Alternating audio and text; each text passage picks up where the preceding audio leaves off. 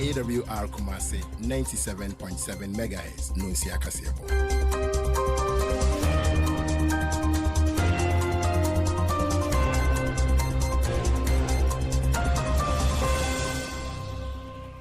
Nonsia abwa pa ho sema baako yema etiefo nina acho aha eye Adventist World Radio Kumasi 97.7 FM so ene eye binada osanabo so me de toso 9 wa fimpinu ani eduonu ensiemu ebra so se enwumre yi nso omanmu ni amahoduo bi so nsema yensa ka aboabo ano no ye de beso mu se enwumre nonsia kasebo wo ye kasie mu nsem ebedi akotini ewo mu ebi ene se mampani edi akoto asuya wo mu ehwe Ghana Adventist World Radio 97.7 FM empuntu obia ewo se wo beye adwuma wo ho ma wo mu dwumadie no eyefo ma wo mu no wo ba abeye nipa ba wochi a abanyi wonum se ye Ghana ya momuomra no wonhwehwemu na ne edi se yebeye nsiesie no wonfamra bonten no won mu de ba bonten se obeba be ye omampani wo man Ghana mji se wadi emfie no eye aduasa enum Christian Council je sa asemi sempa wo ensemfufro mu no de aba eni se owura ba kwa wo no eba na manyosem a wakwadare wo mu kiremu a emfie nan de enkeye enisi emansakraye bia eba ho onionyamfo omane boama aka na enu na ne afi atwahia sabro pani bi de atodwa se esese oman Ghana opani nam na mompa wotu ye no yama no ento aso wo asante mantamu enche ne de betu munim ewo ye kasie mu se ene Kumasi Metropolitan Assembly KMA wo mokobubu so toso ahodo a ewo babayara enchen ene ekotwemu a wo mu esi foforo ye bebo edi wurem opani bi a wadosu ko wa manyo semu de atodwa se eye eku a won maba bontene se eye aban krache mpanimfo na afenso aman ahodo so kropon so mpanimfo no ye nto won so aba no opani se wotachiri pa won kofo nkroso de ababeto yenim ene se Adventist World Radio 97.7 FM enye India manum na wo United States of America sebio wahwe nyankropo anim ene bonsametiko edi ono a ne be ma to nsem etwa edi niema ayeye ho asenka wode hye ne ma medan ma sese die aposifo wo makoso ne pachi ena manipa ekọ ebo peso na nka wo pekwan di era Spain nam so ma nipa bi eto nananom wonse adunti empanimfo aba montene so kire se etwa asase yantam bi edeto wona atumi aboban yede mu enchemu nyina ebeba wei ene ensenka ye bi ena pesemakafo yafa bre abetena nkonwa so yede beso mu se enwumre nunsia kasebo wo Adventist World Radio Kumasi 97.7 FM so ko Facebook any YouTube AWR Kumasi 97.7 na bo modin ase wo be follow like ya share wadwe nkire no eye agatu obripem ye be kenkan ediama awrkumasi.com ubenya kasie bi etie sanso na AWR Kumasi app no so ubenya kasie bi na watie Atamame Herbal Clinic oye numero 1 ene eba no nkwada wo mopomudensem ene awo pa dia wono na franka anu kura no awo him ama wo mo akanina edi na achire sanso na Haxa mixture ene ne capsules eye osa nko ade ato adwene mu osa hunu anu wayifum ne na se American tenta wo betuo no enya Adventist World Radio 97.7 FM ne tamfo kese pa eno no nwumakoi ena aso yase anwumrei yadi no nsia kasebo ebesom mo ewo Adventist World Radio Kumasi 97.7 FM so eni a etwagu masum anwumrei eyeme ni ansa mene abena adomako redu yebetwa ye hutew yeba ye de kase no enkyeremu asom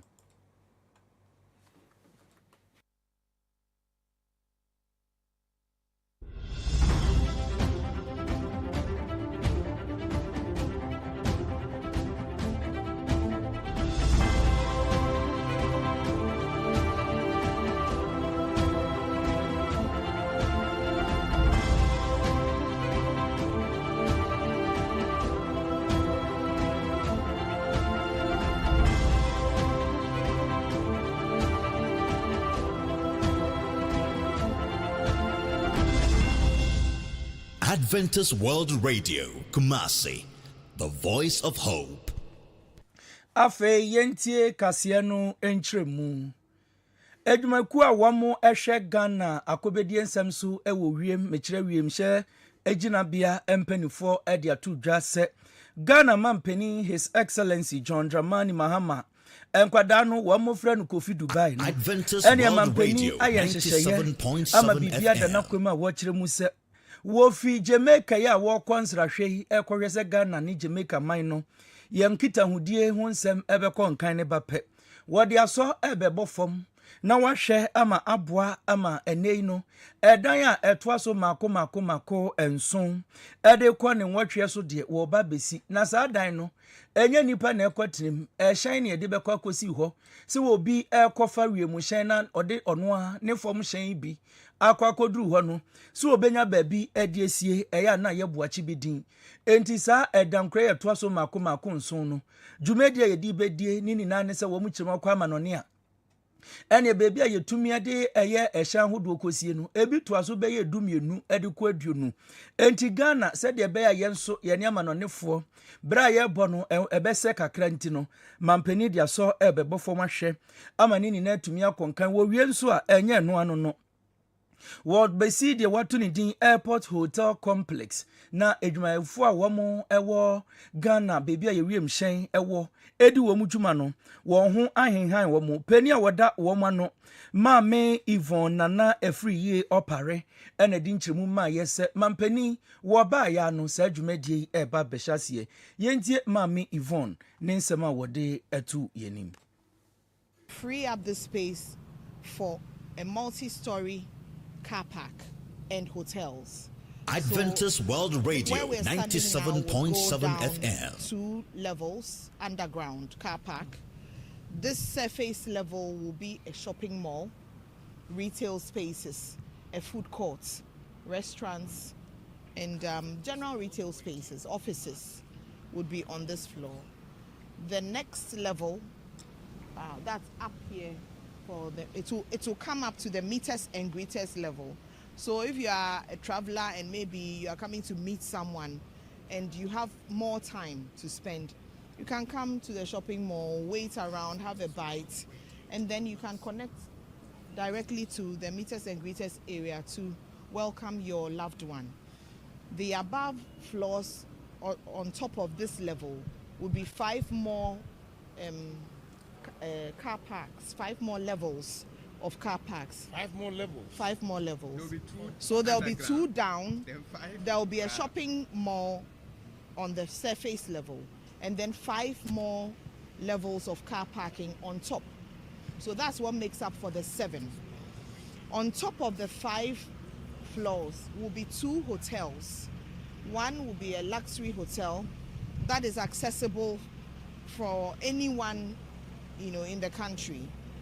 but the budget hotel will be an airport hotel only accessible from within the airport, and that will be servicing maybe a flight that has been cancelled, an aircraft has been grounded, and passengers are looking for hotels to book and wait for a reschedule of a new flight. That hotel is what will be used to Mami Yvonne anusi yen wode to aso se no terminal 2 no ene mampani ahwe ma bibia akwane wie ya opani ma bosome ewa afimpinu ne aduonu ensiemu ye obeba bepa ho ntoma ama Ghana fo ehunu se ukopiem ewo wiem hyangina bie na terminal 2 no nso eba abeye adwuma sei ena mami ede ka ho.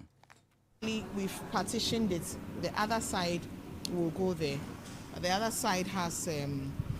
the domestic travelers going through, because we want to unveil this place when His Excellency comes to commission it. We don't want to start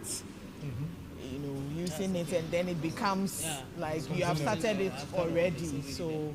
that's why we have partitioned this place off. But hopefully by December we'll finish the whole all the works that we are doing with Terminal 2 by this December, and His Excellency will have the opportunity to come and commission this project. Mami a wono wukopiem ewo dwumaku a wohwe Ghana wiemhyan kobedie ensem eso Yvonne Nana Afriye opare ene ekutie nene no. Yetwa kase no so aban wopaw enipa ba wotwe abedwakuo mekyere 8-member constitutional review. Wonum dwumadia ne se Ghana ya mamuomra no a yede bɔ ho ban no wonum ntena se na wonye nhwehwemu na de edise yensiesie no empanimfo emfa metudwa na nneoma ahodo a wonum hu ne ba ko a wode tudwa ne kyerɛ se ansa na wobɛfro abanwa ba bɛyɛ opani wɔ man Ghana mu no agye se wanya emfie no aduanan na abedwakuo etina se no wɔn atumi ahunu se yɛtwe ɛyɛ emfie no aduanan no de ba emfie no aduasa no mu a yade papa na betumi agina so mabunu nso de wo ho age amanyo sempa magana kabima minkabie no nso atumi afantoma pefra na no na Christian Council of Ghana ene Ghana nyina Christopher won som empanofo eda no nso age asemi se sempa se won matumi atena se no madwene mabunu ho na ne wonya emfie no aduasanum enei na se wo ho nneoma wo ho akade na wo adesoa anisuade hunu se obeba beye o mampani a wobetumi akọ na fei ne yesesa wo ye no waye na ye kọ wonum churchfo pani wo orase fayose na ne nsam a wogina ne nuanom Christian Council anam de to oman Ghana mu no yenkotimra leverage ethical leadership and mindset transformation while we train people technologically. That is one. We also appreciated the government for the white paper that is coming out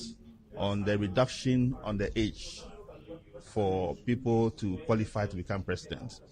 So to qualify to become president, you don't have to be 40 years, you have to be 35 years. We said that is a very good initiative. We applaud the government for that. They should even do more of such things. They should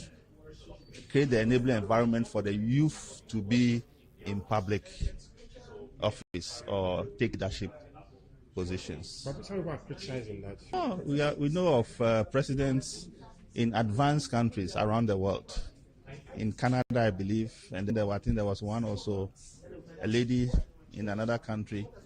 and so on. I mean, who were youth. They were less than 35, and they ran their country excellently. In fact, after attaining tertiary education, you are an adult. Churchill for Sadi to just say any aban any penifo nyina eye TVET technical and vocational education training no Ghana ne penifo nyina entwa sikapudo no wonfa nwu afri se o man bia nyina so afri sade mu na eba yenkɔ na no nso penine nsam oka efa TVET ho no yenko timra. They can also do a lot of work. TVET. Yes, so we believe that technical vocational education and training is the future of development of our country. So we must deploy resources into TVET. That's all we are saying. We must, in fact, if it's possible to convert all our grammar schools, that is the normal secondary schools, into technical schools, that will be a plus for us because that is what we are going to. In fact,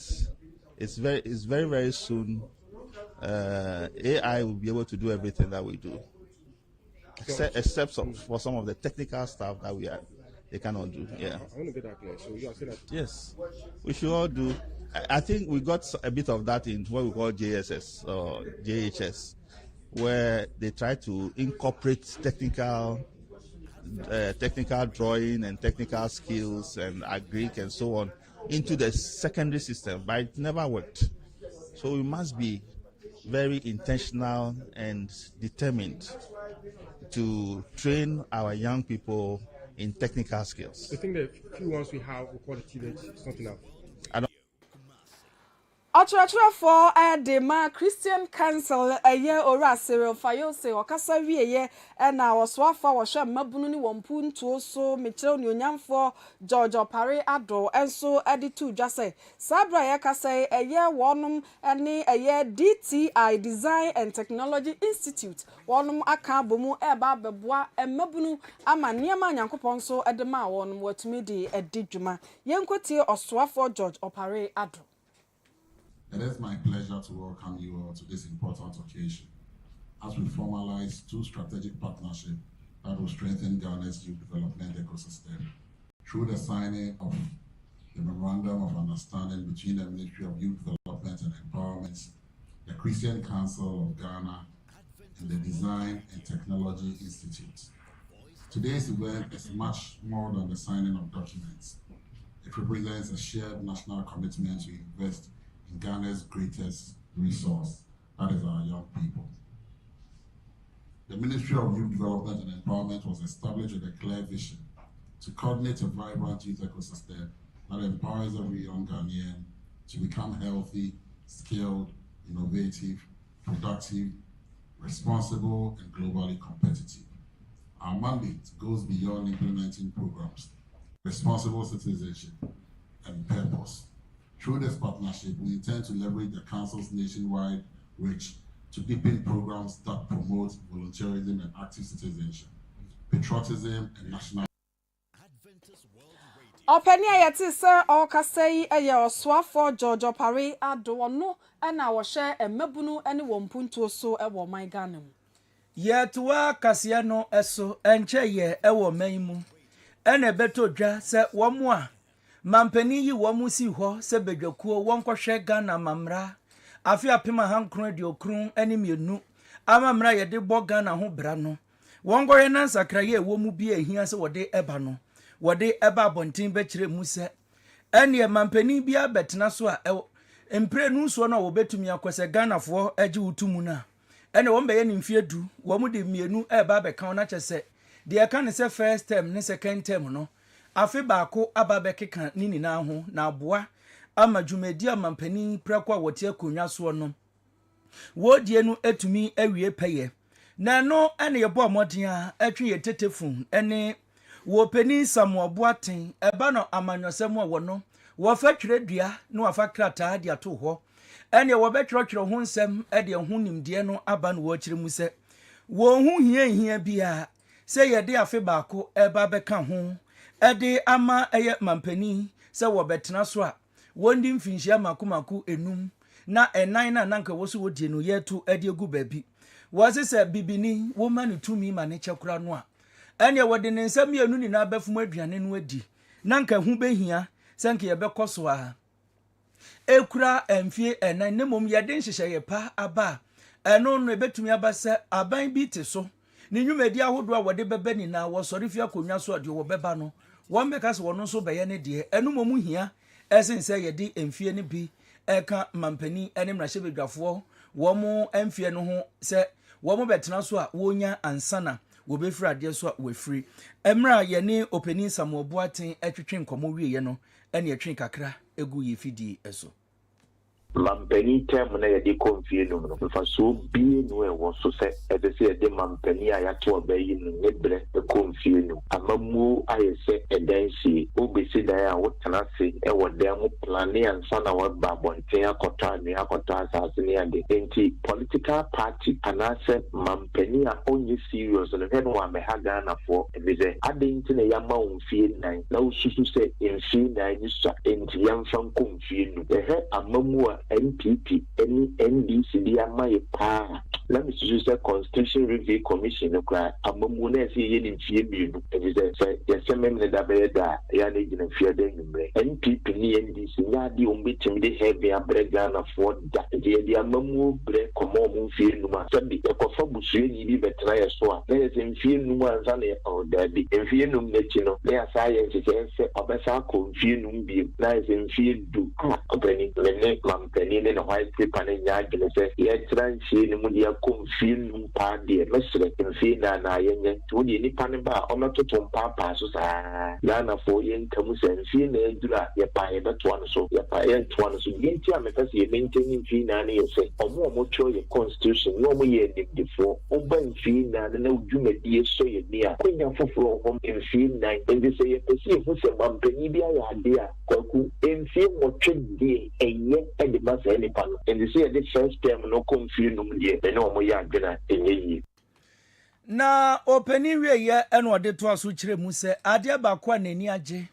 ewo wo mu ekwhwe Ghana mamra no ehwehwe mu ehu se wo sensa kraye ebe mu wode ba abonten a eno de wo bo wo mu abaso pa ene se wode atudwa se wo ye mrahye bedwani a ye ntumi mpa osuafo ewo dachin bi ewo menka ne mu a wo che se eno de eye asempa obi minister untimi ye MP ana obi MP a untimi ye minister no ni ya me pa ye bize ye wo amrahye bedwafo bebre no ho mo sai ministers a empesa so no gro monko nti wo nipa ba ko no obeda ye minister asa ye amrahye bedwani ehe na wakoma wo ehe na we interest wo nti obi ekoto amba enyi uso ye amrahye bedwani a somo no wo sa kwa no so ensa nkodi dibidi enkuta wo se o sai minister fi se ye hu ne se MP na so obi minister saye machimigenia ne kondo ministerial dwumadie no dan ne manfo a woto abayi no wo pani ayete nini eye Samuel Boaten eba na manwosem a wakwadare ewo mu yipa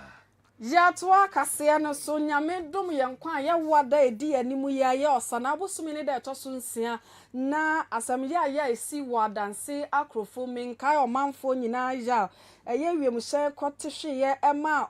ya bambo swafo ni onyamfo Edward omane bu ama wo frɛ nipa imu na opani ahwere ne nkwa na sa ebedi afinhyi adane ntimpanimfo etu anamo edi dwumadi ahodo na wonom aye kasakire dwumadi wɔ nkranpumpuni mantam na dwumadi yase na opani a wo hwɛ akire sɛ bambo swafo Dr. Kesel ato forcing wode tu jase anamompa anasa sapa eye Dr. Edward omane bu ama wochato wono enya se wofra atasefo asase isu ne no ano wode kwana damena mu nemmom enchirima no hwe na afi wontutu anamompa na neoma pa opani no obeye no entena hodada yenko na afi yenkotie Ghana ye bambo so afo abedi eche Dr. Kesel ato forcing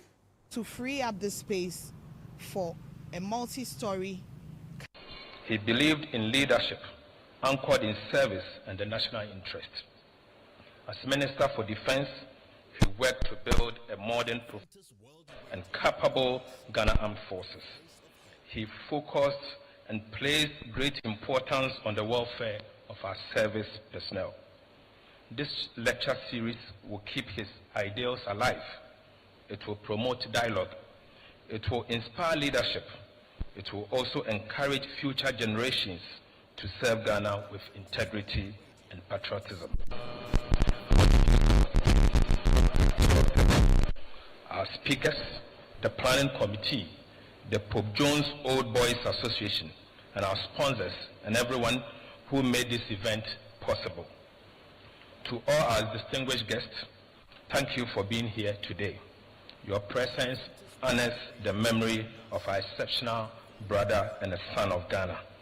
On behalf of the Ministry of Defense, I warmly welcome you all and wish you fruitful and a memorable lecture. May the legacy of our dear brother, the late Dr. Edward Kofi Omanebuoma, continue to inspire us all. May God bless the Ghana Armed Forces. May God bless our homeland Ghana. Thank you. Dr. Kesela to force na no see ye na Dr. Emmanuel Edusa akwade wokọ akwamu a ona ye manre hene afenso dwumade a wono mu di hye eye omanebo amanu onyam no wone ni dwentrani wono nso ade ne wonim ene nsempa ene anamompa opani tu ye no etu edwa ye nkwane enkotimra happened. If Ofamanko had a conversation with us, perhaps we would not have vandalized it. He would have told us why we needed to keep the railway lines going, why we needed to keep our airlines going, why we needed to keep our shipping lines going, and not vandalize it. Omani was fiercely patriotic. He didn't understand why someone will cut a pole just because he wanted to sell scrap. He didn't understand why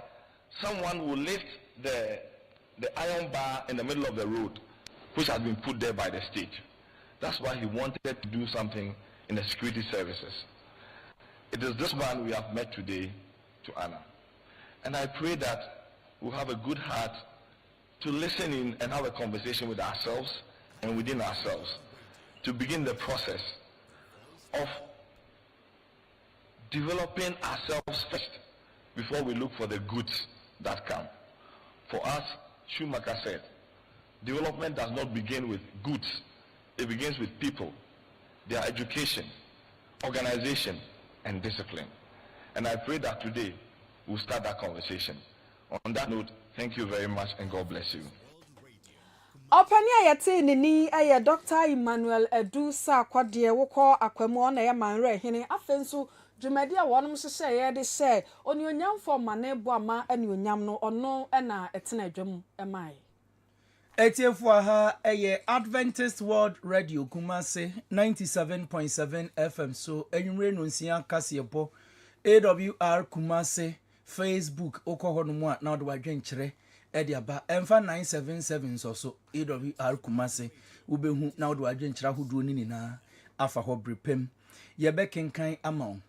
yede ani kyerem ewo MPP osunu kukrudu wosi ehirado wamu amanyokuo no akache abrantia bakwa wono ene wokọ MPP mu a wo pre so obeba beye domfrefo de mamabunu no eye adenta kumi ene ode atu dwa kyeremu said you will be born in yom say we are taking the girls away, no? Sana NDC for one way, one more genset, one more better majua. One more MPP money na no, or can't sudia. Say, Yanko Poya dom na fin pinu near Dunu watche. 2 me no SSA ebedi MPP for what? Say NDC for che MPP one more majuano or ha, one more betche a year a henum. And a one more betcher NDC for say no ko a ye afe. Sasa butu kwa asase ase ema asase yem dane behwa asase wiem na Kristofo ye na genkwapa Yesu Kristo wamba nko ade a sane ya bonsam gemu kra wono wobedi MPP fo anima mo makọ na wo mo akwakwagi tumi afiri ho ade abegi tumi no afiri Ghana fo NDC fo ne nsem na wo mo abetena so esanse de NDC ye no enya memu opa Ghana fo hia MPP sa bonsam gemu kra wo mo bekọ na wo makwagi tumi said ye be ya fimpinu ene aduonu wotwe no wo bedi nkunim na ade bia NDC de ye MPP fo no wo mu nso ade bia be ye wo mu yentie adenta kumi a wo prese emabunu ni na wo be fredom ade ama MPP amanyoko no ne nsema wo de etu edwa. I've told him that if NDC they take 100 of our girls, we will take 500 of their girls. We are not joking. Whatever we will do to win election 2028, we will do it. If we have to go to hell and campaign, we will go there and campaign. And we will not let anybody silence us. You know what NDC is doing? They are trying to keep us mute so that during the time of election, they can do what they want. But I've told them, as they arrested me, you can kill the messenger, but you can never kill the message. You can never kill the message of change. Because Ghanaians themselves are saying that they've tasted water and they've tasted alcohol and they know which one is good for life. Ghanaians know today that MPP is the only political. Abrantia wono wo hwe so obeba be frefredom ama emabune wo MPP amanyoko mu adenta kumi ene ekotie nene no. Ye to akase no so ye dane yani na ya ba asante mantam ha ora Samuel Boate ene e ba manyosem a wadomu asukopa ye etumi pensem na wade atodwa se enipa ba watwe abedwako a mampani pawye se ya mamuomra no wonhwe na sensachara ye bi wo mu a empanimfo enyina so na wonye no ba kwa ba abontere ne se eye mensini na afenso kropon na nofo no empanimfo makwan na yento wonmo so aba empanim pendodo no asa aban bi efro abanwa eye ni tumi so na woyiyi sa nipai na sase mi beto abonte no ura Samuel se woje ne sempapa ebetumi ama amanyoku awodo no emu bia kari enipa wonmo pe na edru ba bi mpo ye eto hini ne ese hini meta delegate eto da bi enipa bi atimi di sika eto wonmo nyina saa na monya ya na ebinum tu no eboa emaketa asehye kankan ene proye ekoso ye enunti se akoba se ye beto aba na ye yisa mpanimfo ya wono de woje no sempa yenkotie opanini nsam a wode etudwa. akoba se mampani na emu nipa numbidi na mamram ne ento omo so ba me hu se ne kwan so an na mum say free mampani no wa ba ne de aha influence bebrebe go because politics is about interest omo open up ma omo ankrofo to say the bia ye political party be election wo e district ho na se polling station se constituency omo biem no omo ankasa select ayi na aba no nipa dodo bi e be apply bi anka yenya ne sa ne yema independent body e be a public service commission no ti party ne be nomination omo wi omo adwuma mampani mem no ma submit applicant ne nyina mankrofo ne ye interview no ma shortlist nipa be 5 akoma mampani se we mu ni susu se ye to omo so aba wo district we ye mampani di tuma no omo de omo aba me ato omo so aba ti mampani ni tumi bia wo mu ti ye to aba ni wi a whoever emerge as a winner no na mampani abone din a confirm na say yi ne ho afiri party for na bi omo interest wo from wo ene mampani so ono so interest wo so ho no na akoye se we mu na omo wi bet na obu ha we qualify na enya the best from the candidate na omo apply no na ato omo so aba e ye to aba ni wi na elect na mampani agina ne tumi so ana emi nipa no na say enkwaya appointment na mum ya elect na mampani confirm e dia matememfo na e wo ho Opani Buatin Sade eta eto se eye Supreme Court won matemu aba bontene so se ye delegate system metu hene ene ese hene sa kwan ne fa so na ye pa ompanimfo no ene wo de no sem papa ne betumi aboa ama eye katasese kankan ne proye no ase ebetumi etu eno so sei ena Opani Buatin odikan the Supreme Court for the more maba so papa ye mu bi ye how bi a ye kasetia delegate system no omoto afiri so enti obi bia on penisa di we so bia na or anti democracy na se democracy ni people's representation political party e to ho achi adenti na obi atu no ho achi se oye NDC ni oye NPP ni na sa party ni mu adwuma ye fo e be ye adwuma asom party no edura bata obi a also no de on ka ho on change in no election etiri koko ayi ni mawo it is a delegate system na eduru a ye che pitu ye che kose ye che masa ye che TV ni wanwan no enne nyame dum nti be free ho ye mie mo obia de mo onso a yes ye political party ni and now ye member no ronika you say you should be a person of good standing so gina brand enti meetings could be use could be kutia wo de se be ya akwanya ni ba na ye penkrofo di party ni so wenya kukudro akasabi anato bi ntisa wondimi kanjo ze we ye NPP ni we ye NDC ni we ye untie news unko meeting na duru se ye to aba ko you obi obey parliamentary candidate house ye amount to be there be enti delegate system no Supreme Court aboaye ebe ye dwirimu die kataze se abrani bi ti abruchire US se ono de o meye party adwuma bia o pesika ne dura kunya to a wode sika beton krofo adwene fesika nkrofo se no delegate system na se ni pane we ni wi a afi na o hese o meye no may all crime or now may be there be this would trian or telecary. Ebe me young crofo me ready so mobile in terms of competence. It won't pana or may win and say or representative me for his when to your way let him for not to Abaman. Into obey Juma obey ye 1 year you may year to me for a year at it for na besa to a bit and that to be the lemon and near brain Manaya Juma. Opani ayati se okasei eje Owra Samuel Buatin opani eba manyosem a wadomu asuko abedwakuo wonu madwena wode ba abontene se eye mensini na afensu kropon na anofo no yento wo so aba na opani so wode ne nte ho emaye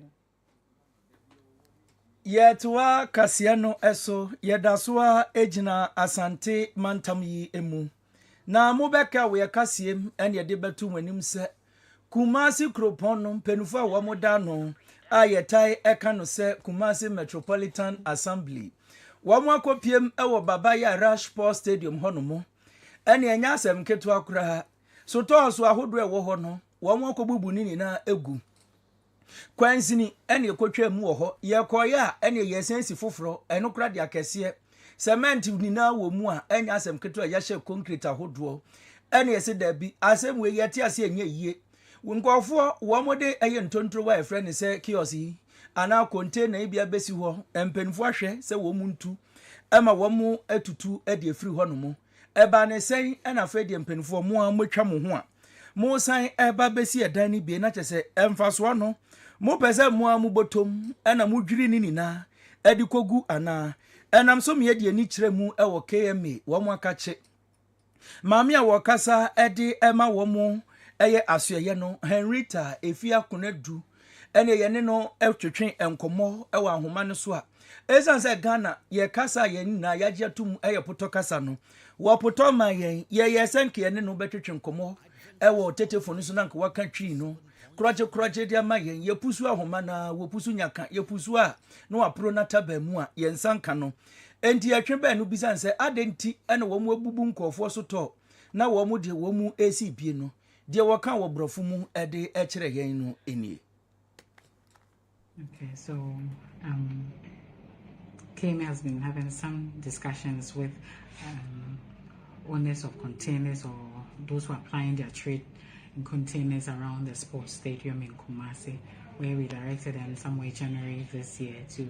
leave the place because of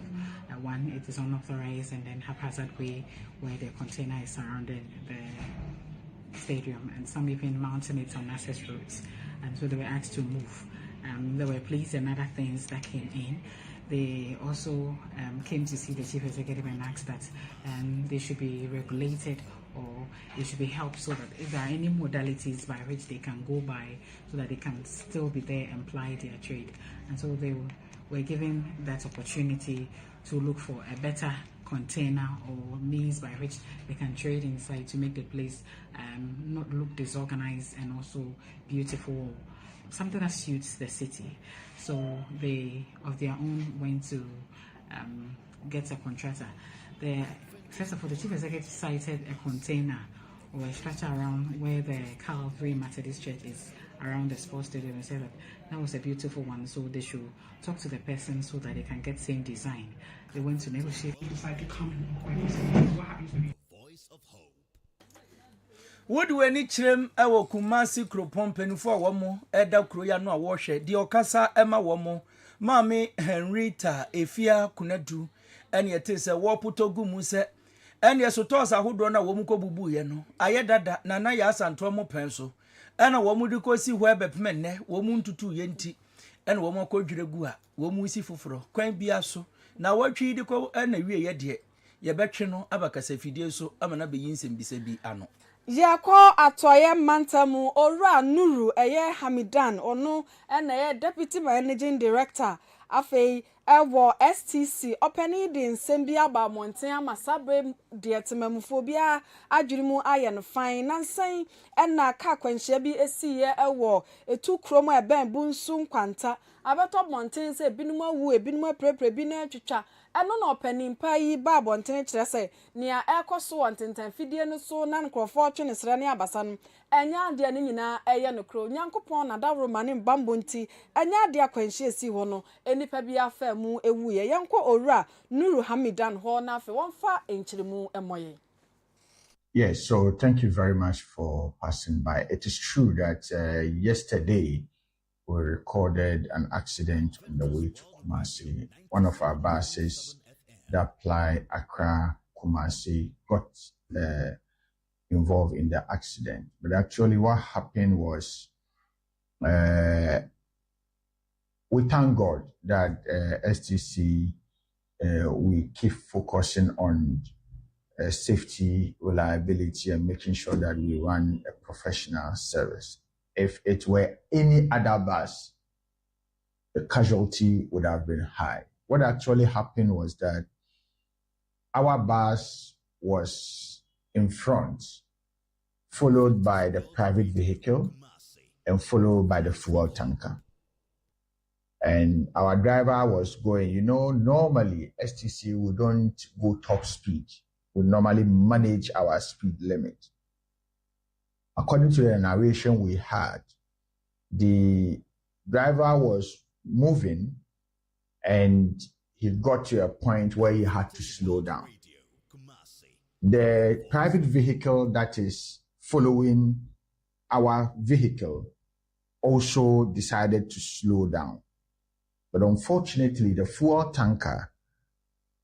couldn't do same because he was at a speed that was so difficult for him to slow down almost immediately.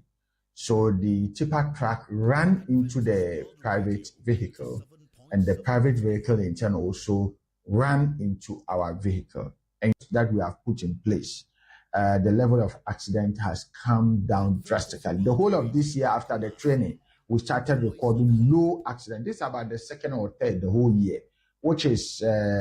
quite impressive, but we want to bring it even to zero. That is the objective. And when we look at these cases that are happening,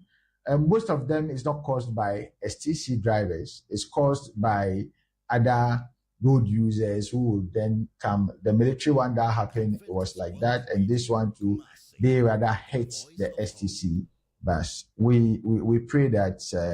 such a thing do not happen again.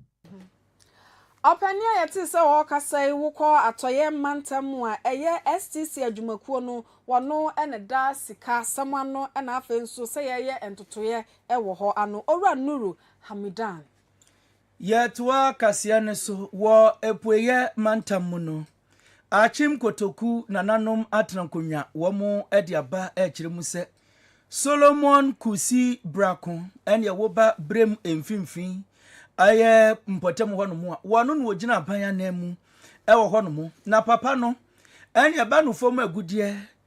tua ena wo tuo enam ne kwan so wo kirim se de wo ye ne ho no mpenifo agitu mu a enye yiye wodi sika to ne so se wontua Ghana sika empem eye mienu na chese 2000 Ghana cedis wo mu wie ne wo mu kiremu se wo mu hia wo dwan fita enso baako afa wo wi a won fa hyenapo eno nso emfa meprapra eye nananom wo mu mfikire ni nina ne se ensem bia wo kokeka ye efa galamse hu ensem me nam so ekobo ekodani duabo a wo kobo owura ne din ede Alexander Akwasi akwa wono achimoda abato mpesua no so no wo ye mrahye bedwani ewo ho no nananom kire a pani a wudi emdom animu de woni hu kwan se obi akoka asem na woni nipa no enya adwene ana wususu se de nipa ne kafa wo ho no eye entro krampo a eni kwan da se wode emrahye wo nsem panifo wo ho no mu a ewo se wutu anamo bi ewo se wutuo na enkoba se wo kwa kobo dua na wo boye no enya de a wo mu ene ne ya adwene a ene mpanifo kirima wo chi ne de dua na no ana wo kopiem ewo achim kotoku traditional area na nanoma trankonwa wo mu ho ede atu dua chem se suban wo da ne die no wo mu gitu mu a enye ye ebra na wo mu ede suboi ebo pani no yenso yakotete ho no mu ebi DC fo no se wonya ne nsaso be mienu miansa enan eka ho a me fi se oman no ebekona ni mu ankasa na ya na how no do edru pempenso bia na wan hwe ya na ode amemene fe ekwa koye bibi ensuo no eye oman hene eye ne papa edia ye nko ho sa akwa na se de mu ni mu no sabe akọ school ni ade de ba amamere no bi ho aya na onim nye se oyesa ede aspite akonwa no anase bibia se ye nyina ye nim ne suban ti se de asie no nti no maboneka sidi empimie no magine gwan na magye no snap enai na se pentumie no na ono no juma odi ya sabe ama mefa ifia no na mede ensa no ene eniema no bi akọ asuma nananom nana kontire abaka ho nana ekwana otirebo ama abaka ho na wampo na mensa mfa no enka ho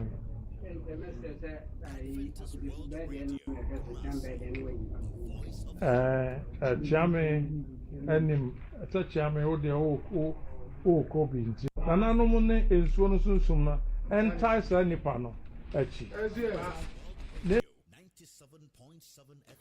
wuko piem ewo epoye mantem achimoda ne nimpotem ho nananom atrankonwa wom wo ho ene wo chem se abana musini Solomon Kusi Brako dua na wo boye no ene nema wo beje no ansa na wo mu adane dua na ma no Amanebo abeka yensa nwumre yi se eye anwaka ne anwa no na abo mase be na nani echiremu ewo nyinahini na wode ba Kumasi no ehyen yi ane bibia si ama ehyen eye kasasa abre no akwakowura eye esuo ofimu ewo atwema mponu amensene ne mu ne mefra asemu yi mu aba no nyame dom ye ne ayede mu nkyeremu nyina nso ebeba unim kuro no mu de mensene na minim kuro na ankasa de menhyada nko o pese okwa na kanse eja aye Kumasi de nka meto afa ho na nko wakwa ye interviews ahodo o china dia kasa wo soma me kana obi a tse pese o soma me etiefo ha eye Adventist World Radio Kumasi 97.7 FM so enwre no nsia kasebo Facebook AWR Kumasi sanso ena YouTube AWR Kumasi wonsa ebekan yen awrkumasi.com ena AWR Kumasi app no nso ubenya yen ewo so ye gina we so na ye twa ye ho tew ye ba ye beto akase ne so amamo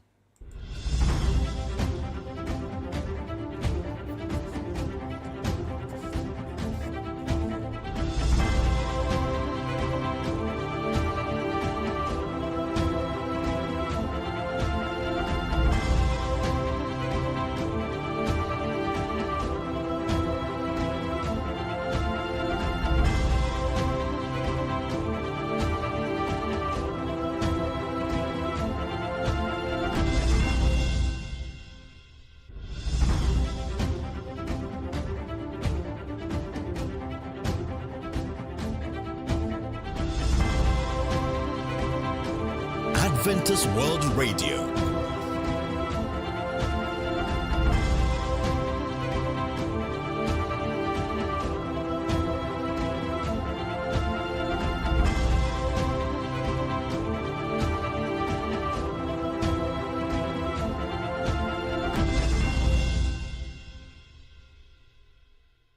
Adventist World Radio, Kumasi,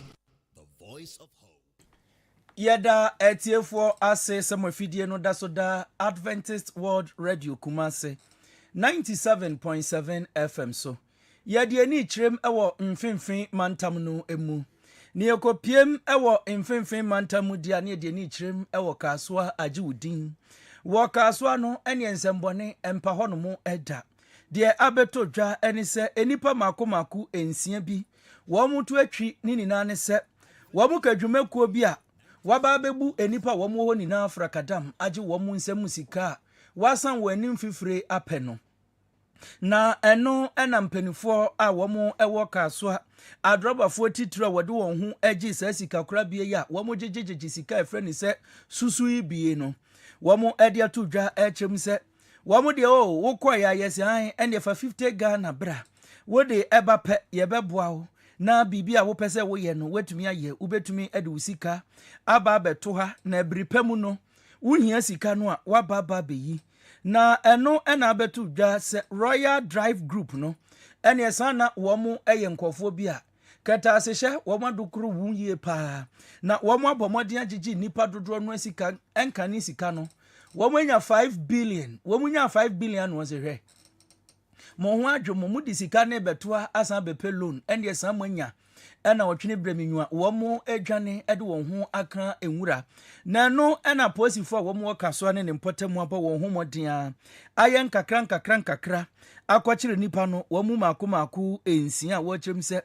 ene ade wentu esika ne kase ekura no eye Ghana sika yi mekire 700 Ghana cedis ena nipa no wentu akura ebi mu de ebro eye Ghana sika no empem 9 ne ekire 4000 5000 ne ade a openi ba ko wono wetu 45000 kan sika 450 million wadi tu susu yesi wo tu susu no wo sika no mu ye duro no na bosi a yede be ma wono nso mu ye du enti ende papa wo hwa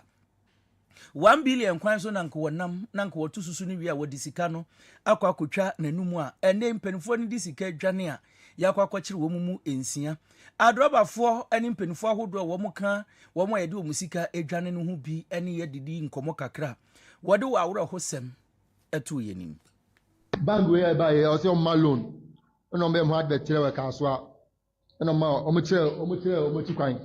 ene ye ba ye no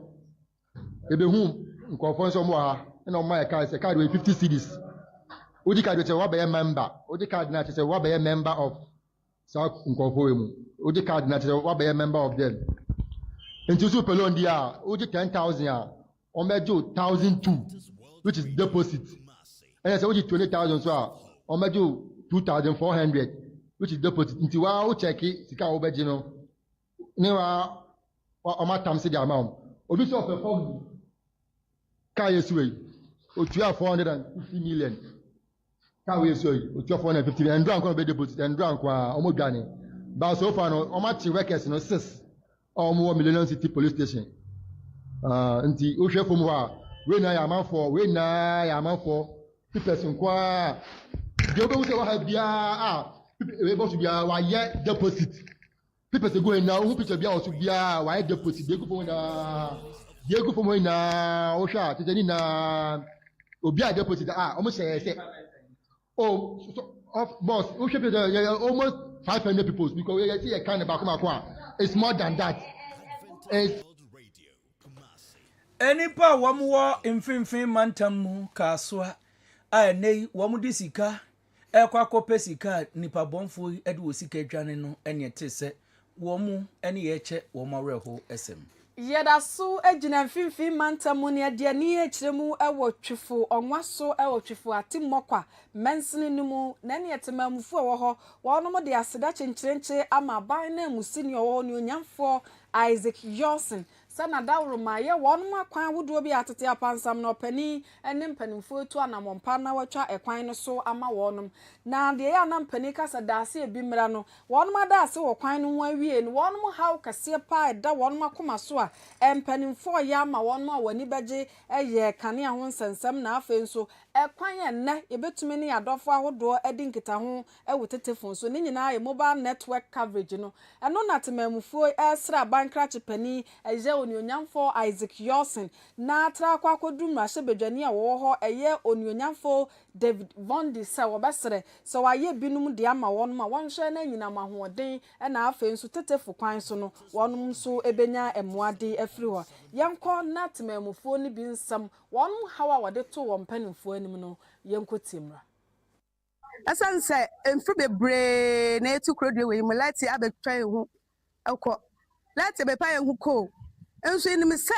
wosi a woyo anu nti na edi adesede yi etu wenim se hu yembo na bua yen e lati se mu bombode na bua yen ma lati embre krodwe mu sina be yen so ye fonu duma etini anya bebi edi ye fonu esi se ye fonu duma na se edi kwa bebi kra na obehwa na omo ayi sim na edi free mu enso se ye wobi wa hanu mai me gidi se entimi emma ne sa entimi sre minim se na wosi ye kwan yi minim se let nso obeni sa ma ye wodi beba ye let asem honorable yes now abi minim se before we take kwan die ene fa kan flo koma ye let no ehia ye to so mi ansa so ye school no titi ama ngofo free yi bebre ene twem kokrom school omo se hasa ye ntare ye mo placing ya tache to mo school ade enya fi e be fi nti wo mo mpɛ ha nti amo si school no ama aye we tie sra no o me hwe school ma ye ya boy because ya wo chine e kwa no nso ta ansa be kokrom pempa ya dai e de mai na do ye lati sam so on si hia nti ye ninda sa ba na ga so boy ne de ya de mi asese obuso ya dai oboy that problem there no kura the same no ya kwa no latin so on no on ya man o ka se o uni a obabo an so sira ya hwe ya e ho hwe o se o uni a obabo an ye school na dan akọ nani okay and the sira dey train ma say ya kwa na dia wa hya ase no obusu no dan omo a na bibia nkoso Yako twefo onwaso ewo twefo atimokwa mensini nimu wonfinfin mantamu a adesrade ahodo a eda temamufo won makoma so ne yetese wo hwie edi agu abankra chepani na afenso wo mrahye bedwani anim no ekwan no esefu mu kwan pa yede ni ekirem ewo nkofo enkroso Lufthansa no mu eno na yetna ni akopiem ewo United States of America ene ye na nanom dodo no wo muka no America Ni yakoko piem ewo United States of America brantier Christopher Pettin. Ene wabo bra papa na wenya ho nsunsuanso mfinhie aduasa ensia ene wenya. Ene wonya akwada. Wenya aka mfinhie 9 na life begins at 40 no weduru ho no mu ebie. Na brantier kiremu a ne maame a wone ne ete ewo Indiana state ho no mu no. Maame no ha adwen pa. Okaso bepia ne maame se da. Wasi mijina wa ne maame se koto ho. Se ne maame hyeno afiti ne nkwada bremu a. Wo ma wonya asumdwe kura. Na no ene wo kirem se wotran ase na ohun se sabi mpanufo mu anim anwumre. De sensen ne nantemu no emfaso bi ani so ne maame ma no kwan mo mfa nya de wope. Ene ndi abrante bo moden ene wo kwhye baabi. Ene wo bo moden etwa na ade ifi ho no mo. Ene odi tapentan ene nsu ahodo a etumi di ewuo te se fi wo ne ade no. Wadi bi yiye ho a ene wo pagya to mu. Woto de to ne maame garage se nkebe ya. Ebe hye wo maame dwere be na ne maame no wewu efi atasefo asase so. Ankoba ne sa emadum jadwuma ekobo modia ekodumu eja no. Eboa ye pa ema brante na mu nso. Ne be ma se bi wo twafiri ho no wo mo hwe no a wanwu. Na no ene ede no ko gina semdi bia wo kirem se we di ebu abo no. Enka wo koku nipa asin ne sa na wo mo ka no ewo US ho. Ene enka wo koku nipa nde eye bone kese pa wo kirem se sese aban no ene no ebedi. Ensentrafo kopie mu ewo ho no wo mama ne boni bia wodi tu dwa no ye twen kakra. What started as an investigation into a stabbing and fire took a disturbing turn in Fort Wayne after a man admitted he set his own genitals on fire. Police say Christopher Pettin of Fort Wayne first told them he'd been stabbed. Later, police say he admitted to cutting off his genitals in the garage of his mother's home. The 36-year-old then reportedly told authorities he poured gasoline on the dismembered organ and set it on fire. Our sister station in Indianapolis reports that he is now facing a charge of arson. Wuko PM ewo United States of America abrantia wono asabi wotwa ne bema nanko wode eja efa ho ahye ne maame enya nwu sese ya che no a wone mra no eko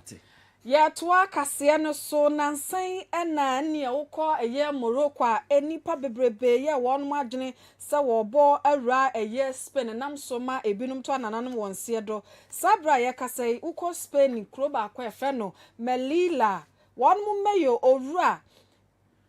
Jose embroda wode atudwa se e free Morocco and Spain won mu ntwa asase yantam no eye 500 meters emfanto ani kwanso obia etra edi ewramu ni nyina ne se ye nipa bi eye won madwen so obewramu ewo sita namso enipa mako edu watwenwotwe eto anananum wonse do na mpanimfo bu nkompo akwakohyemu ehunu nipa dodo a wopese nka wo wra Spain wo mududu nyina no eye empem adioso miensa ahenum eye 73500 ena wonum ye senka wo wra Spain naja wakwakope bibi ababedi na wonum nyina no nyame ya adom yeso obi anko ni krom sisa onkuku no nkaka ba bia afri baaye no obi ansa anko ni krom nemom Morocco wonum aye nhyehyɛ se enipa bi na hyehyɛ akire mako aduonunum de wode wonum ba famra kwan so se enam wonsa so na enipa wonum anu aburu bebrebe sa atumi ekowura ye Spain so ma ebimpo ato anananum wonse do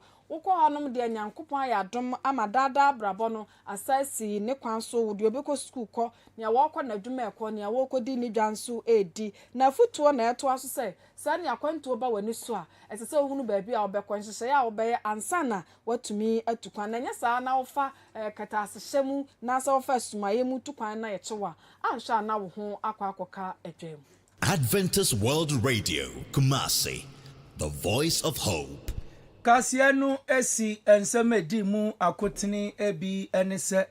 mampeni wo Jamaica manimu nanso wode atudwa si wo bedu ya no wode aso ekobo fom se de beya bia ya ye betumi de ehyen esie ewo Ghana wiem hyen gina bia no wo mo be hyase na fe terminal 2 ayaka ho asema kan no we biem ama hyase aye adwuma. Nipa ba watwe aban pa wonum se wonye ehwehwemu wa Ghana ya mamu mremu e ba se eye opani a wono tumi wo ho kwan se woforo abanya ne mfie no yente so emfamra aduasa eye enum no Christian Council se wone empanimfo eye adwene wo. Openi Samuel Boateng eba no amanyosemu a wakwadare ewo mu pa ene wo kyerem se sa emfie numa ye pese ye de mampani enim na hyebedwafo no emfaso bia ni so emfie nan no a eye ma wo Adventist World Radio. Openi wo hwe akyire se bambo soafo Onyonyafo Dr. Keselato Force wadi atudwa se eye Dr. Omane Buama ne sapa otwato ho no yenhwe se ebeto aso wo asante mantamuno KMA wamukobubu nkofo ahodo wo so toso no wo mu kiremu ade nte obubu ye no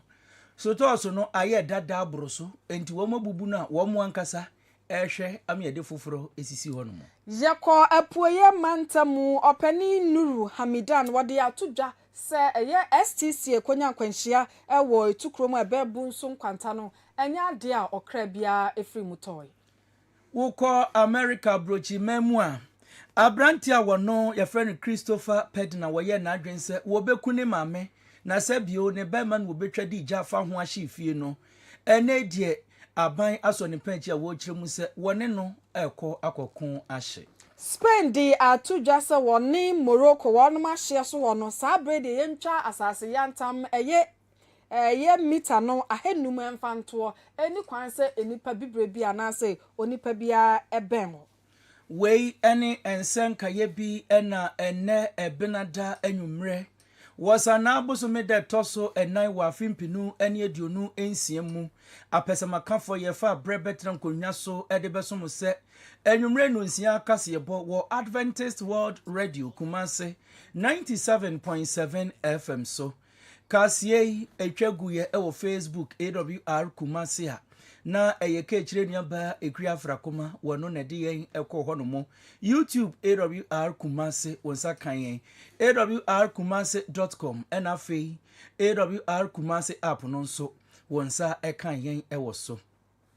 nyumeku eta yechi eye atamame Herbal Clinic numero 1 ene ba no nkwada pomudensem ne awo de a wono na si ni metri so aputu oja lake bosomtwe kwan so wonsa beka no kọ na awo asem no wonte ni se te wo ba ne yade bia nso wo behwe ama ne ho ato no Haxa mixture ene ne capsules ye kan Haxa mixture ene ne capsules a eye nuamienu a yenumbom etu eye osase se ye stomach ulcer nko ade a tumuda Haxa mixture ene ne capsules no wo be yi sa hawo ni na de firi ho sanse osa hu na anu ayi fum ne tamfo kese pa enso eno no nwumekuyi ene so yase yetumi ede no nsia kase eboi ebesom mu ewo Awr Kumasi 97.7 FM so enwumre akenkanfo amote ye ne eyeme ni ansa mene abena adomako redu yemamumo enitia adehye